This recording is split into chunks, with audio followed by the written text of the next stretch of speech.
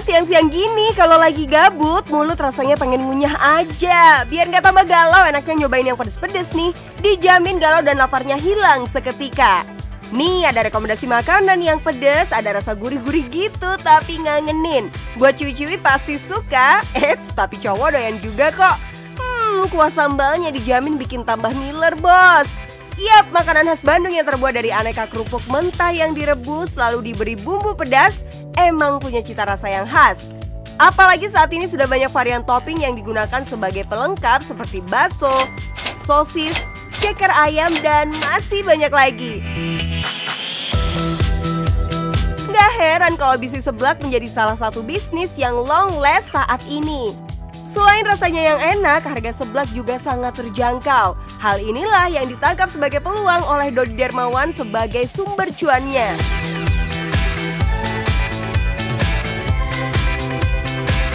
Halo bos, nama gue Odi Darmawan. Sekarang gue lagi di samping pintu masuk Plaza Indonesia, tepatnya di Odi Seblak. Odi Seblak ini adalah usaha gue sendiri. Dan sekarang di sini gue mau ngasih tahu kalian semua bagaimana caranya kita bikin seblak ala Odi Seblak. Yuk, ikutin.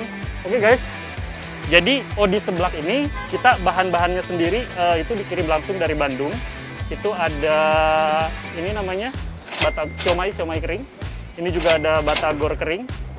Batagor kering, kita juga pakai kue tiaw, ada bakso juga, ada sosis, kerupuk, dan kita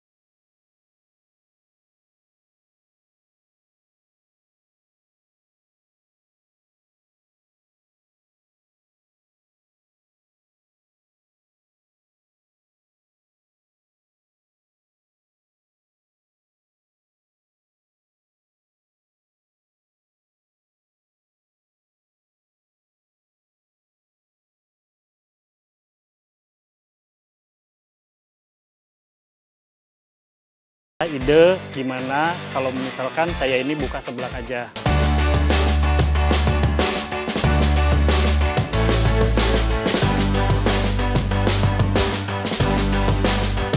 Wah, ini nih yang namanya rezeki nomplok bos. Awalnya mau bikin usaha apa, malah jadinya apa? Mungkin kalau kemarin buka ayam tulang lunak nggak bakalan seviral ini sepertinya ya Mas Odi. Dengan keterbatasan modal, akhirnya hanya seblak yang memungkinkan. Akhirnya saya buka seblak. Awalnya coba-coba, tapi ternyata respon masyarakat juga bagus dan alhamdulillah bisa maju. Wah, kayaknya Odi sama seblak sudah berjodoh. Semoga bisa langgeng dan makin cuan lebar. By the way, Kak Odi ini kan selebritis. Kok mau sih jualan seblak? Emang nggak malu ya? Bisnis itu adalah bagian dari jiwa saya, dan entertain adalah mimpi saya. Jadi ketika saya bisa jalanin dua-duanya, itu memiliki kebahagiaan tersendiri buat saya.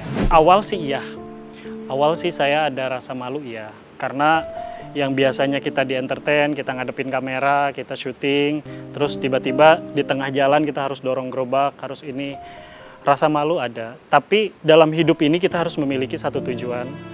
Dan dalam tujuan itu kita harus membuat petanya.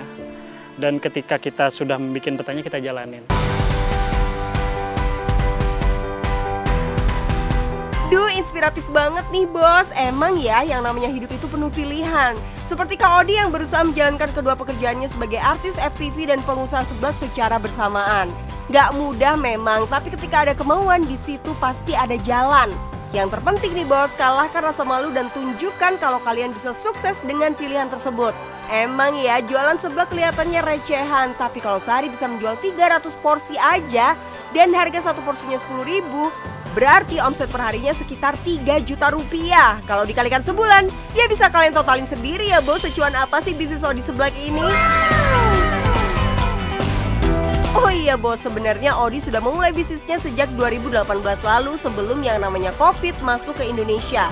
Awalnya masih banyak banget yang belum tahu kalau Audi sebenarnya seorang selebriti tanah air. Nah, awalnya saya sengaja menutup, bukan menutupi ya. Saya nggak membuka gitu background saya sebelumnya, karena saya pengen tahu market saya ini seperti apa sebenarnya gitu.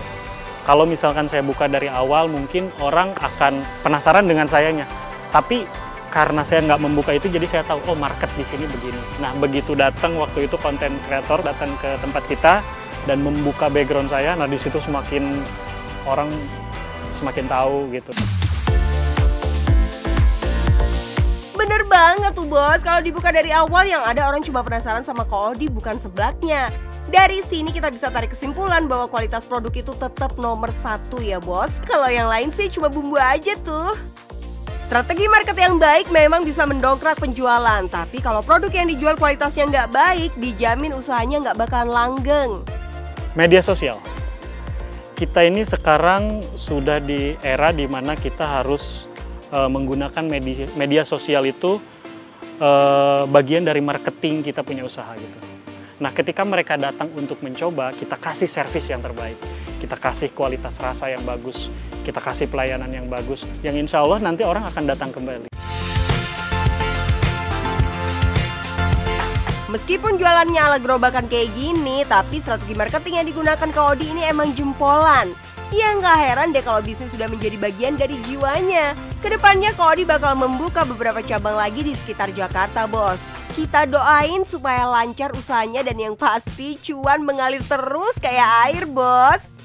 Oke bos, jadi buat teman-teman semua yang mau mencoba untuk berbisnis, jangan pernah takut, buka aja, apapun bisnisnya. Karena buat saya pribadi ya, memilih bisnis itu gampang, tapi bertahan dalam pilihan itu yang sulit. Kita mau bisnis apa, kita tinggal tentukan, kita mau bisnis ini. Tapi kita mempertahankan pilihan kita, itu yang sulit. Tapi apapun pilihan Anda, yang penting cuan bos.